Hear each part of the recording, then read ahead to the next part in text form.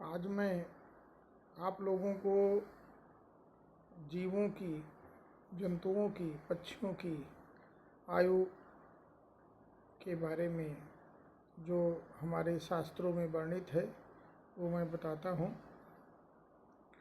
गिद्ध, उल्लू, शुक माने तोता, कौवा और सांप, इनकी आयु 1000 वर्ष होती है।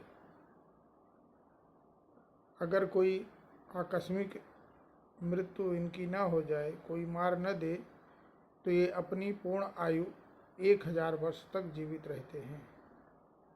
बटेर, बानर, भालू, मेढक की जो आयु होती है वो 300 वर्ष की होती है, अर्थात मनुष्य के 3 पीढ़ियों तक वो जीवित रहते हैं। राक्षसों की आयु 150 वर्ष और मनुष्य की और हाथियों की एक समान आयु होती है, 120 वर्ष की आयु होती है। और घोड़ों की आयु 32 वर्ष और गधे, ऊंट, इनकी आयु जो होती है वो 25 वर्ष की होती है। बैल और भैंसे, इनकी आयु 24 वर्ष की होती है। मोर पक्षी जो होता है उसकी आयु 20 वर्ष, बकरा की 16 वर्ष, हंस की 14 वर्ष और कोयल, कबूतर की 12 वर्ष, मुर्गों की 8 वर्ष की आयु होती है। जो बुलबुल पक्षी होता है उसकी 7 वर्ष की आयु होती है। हमारे शास्त्रों में इसके बारे में बहुत बृहद वर्णन किया गया है। ऋषि मुनियों ने इसकी गणना की है और गणना करने के बाद सबकी आयु का निर्धारण किया है। जब किसी की आयु की गणना की जाती है, उसकी कुंडली से उसकी आयु की गणना करके देखा जाता है कि कितने वर्ष जिएगा। तो प्रथम जो योग होता है वो लग्नेश और अष्टमेश से, और द्वितीय शनि और चंद्रमा से, तथा तीसरा होरा लग्न और जन्म लग्न से आयु की गणना की जाती है। दूसरे योग में यदि चंद्रमा जन्म लग्न या 7वें भाव में हो तो लग्न और चंद्रमा से, अन्यथा शनि और चंद्रमा से जो आयु आता है वही आयुर्बल बताया जाता है, वही आयुर्बल उसका होता है। यदि लग्नेश और अष्टमेश दोनों चर राशि में हो, चर राशि माने जो चलने फिरने वाली राशि हैं, जैसे मेष, कर्क और मेष राशि हुई, ये जिसे भेड़ है, ये चलने फिरने वाले जीव हैं। तो इस तरह से मेष राशि को देखिए। और इसके अलावा कर्क राशि जो जलचर प्राणी है वो भी चलने फिरने वाली राशियाँ होती हैं। तो मेष, कर्क और तुला, मकर। तुला मतलब जो तराजू है, तराजू ये कहीं भी उठा करके रख दी जाती है, ले जाया जाता है, इस तरह से चर राशि कही जाती है। और मकर, मकर माने जो घड़ियाल होता है, मकरी, वो जलचर है लेकिन चलता फिरता जीव है। तो ये राशियां भी उसी हिसाब से होती हैं। तो ये चर राशि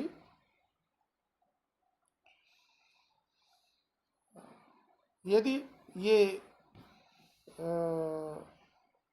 लग्नेश और अष्टमेश दोनों चर राशि में हो अथवा एक स्थिर और दूसरा द्विस्वभाव वाली राशि में है। अब स्थिर राशियाँ कौन कौन सी हैं? स्थिर राशि में वृष, सिंह, वृश्चिक और कुंभ ये स्थिर राशियां हैं। और द्विस्वभाव वाली मिथुन, कन्या, धनु, मीन ये जो हैं द्विस्वभाव वाली राशियां हैं। ऐसा हो तो अर्थात एक चर्राश में हो, अष्टमेश, लग्नेश और अष्टमेश में से एक अगर चर्राश में हो, दूसरा अगर स्थिर राशि में हो, और या द्विस्वभाव वाली राशि में हो तो दीर्घायु वाला व्यक्ति होगा। यदि लग्नेश और अष्टमेश में से एक, दोनों में से एक चर राशि में, दूसरा स्थिर राशि में हो तो मध्यम आयु होगा, अथवा दोनों द्विस्वभाव वाली राशि में हो तो भी मध्यम आयु का योग बनेगा।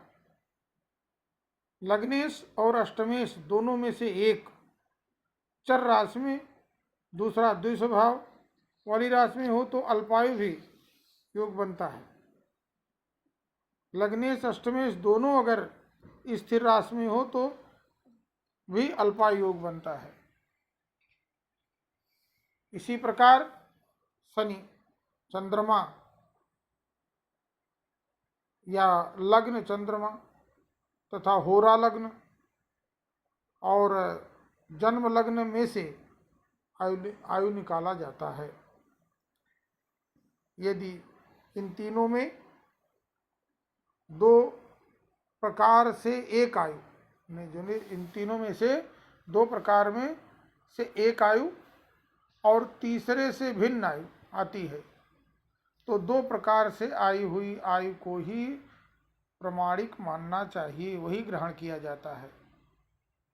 ये तीनों प्रकार से भिन्न भिन्न आयु आती हो तो होरा लग्न और लग्न से जो आयु आए उसी को ग्रहण कर लेना चाहिए। इस तरह से किसी भी व्यक्ति के आयु बल को निकाला जाता है। हम देखते हैं कि आयुर्बल कितना है। इसके बाद उस व्यक्ति के जीवन की स्थिति क्या है, क्या वह बृहद आयु को प्राप्त कर चुका है, अब उसे मृत्यु के कगार पर आया हुआ देख करके हम ये देखना चाहते हैं कि क्या वह जीवित रहेगा कि जीवन लीला समाप्त हो जाएगी, तो उसके लिए महादशा देखी जाती है। यदि सप्तमेश की महादशा हो, अष्टमेश या द्वितीयेश, षष्ठेश और द्वादशेश ये सब उसमें अंतरदशा, प्रत्यंतर दशा, सूक्ष्म दशा, प्राण दशा में आ गए हों तो निश्चित रूप से उसके जीवन की लीला समाप्त हो जानी चाहिए और हो भी जाती है। बहुत कम ऐसे हैं, रेयर कोई बच जाता है। यदि कोई लग्नेश अगर जीवन रक्षक के रूप में बैठा हुआ है या अमृत पान करने वाले कोई ग्रह मजबूती से रक्षा कर रहे हैं तभी वह जीवन बच जाता है। कभी कभी राहु भी प्राण रक्षक योग में होता है तो अन्य ग्रहों से रक्षा कर लेता है। ऐसा उदाहरण प्रत्यक्ष रूप से मैंने देखा है। धन्यवाद। अगली वीडियो में मैं आप लोगों को और भी आगे की बातें बताऊंगा। आप हमारे वीडियो को देखिए, पढ़िए, सुनिए और समझिए। इसके बाद सब्सक्राइब कीजिए और तमाम वीडियो आपको मिलती रहेंगी, जानकारियाँ मिलेंगी। धन्यवाद। जय श्री कृष्ण।